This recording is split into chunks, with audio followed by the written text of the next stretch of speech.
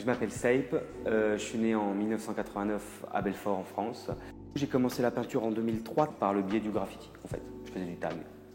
J'ai été infirmier de formation initiale, j'ai travaillé pendant 7 ans en tant qu'infirmier. Je pense que ça m'a fait développer tout un tas de raisonnements autour de l'être humain, de la société et une sensibilité peut-être un peu particulière. Et de la même manière, quand j'ai commencé à peindre sur plexiglas, je me suis amusé à réfléchir autour de la perspective qu'on a par rapport au monde et toujours dans la logique de réfléchir autour de l'impermanence des choses. Et je me suis mis à peindre du land art. Donc j'ai développé une technique de peinture biodégradable sur herbe. Et je me suis mis à peindre des gigantesques personnages dans la nature avec de la peinture 100% biodégradable pour avoir le moins d'impact sur l'environnement. J'ai commencé à peindre sur plexiglas et sur toile en 2012 et j'ai utilisé le plexiglas pour donner de la profondeur.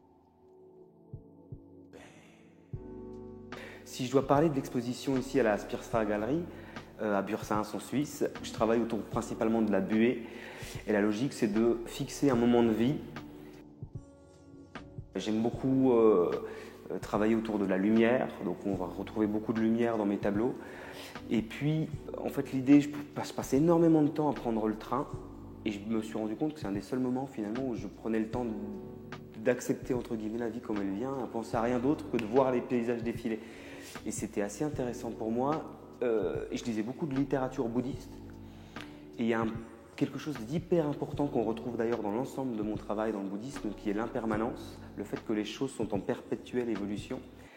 Et puis, je l'ai entre guillemets un peu synthétisé par le biais de la buée et des gouttes. C'est pour ça qu'on retrouve tout le temps dans mon travail, enfin très souvent, de la buée et des gouttes, parce que les gouttes, c'est un peu le temps qui passe. Et en plus, on a envie de voir ce qui se passe derrière. Et un peu une fois de plus, comme dans le bouddhisme, on a une sorte de, comme si l'ego nous voilait finalement la réalité derrière. Et c'est pour ça que j'ai beaucoup travaillé autour de la buée, des gouttes d'eau qui coulent. Et je trouvais que c'était en plus très poétique. Donc j'ai toute une série de paysages qui partent de la Provence en France.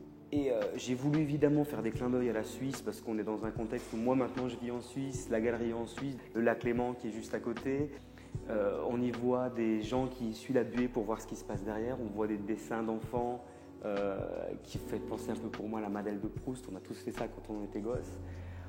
Et on a quelque chose plus en ville. Où là, de la même manière, j'ai voulu fixer un moment de vie. On voit des gens qui sont en train d'attendre le bus. On voit ici, par exemple, comme derrière, une maman et son enfant qui regardent vers le paysage de la ville. On retrouve du tag. C'est un travail que je développe depuis 2012 à peu près, avec une approche qui est, au départ, je trouve, très impressionniste.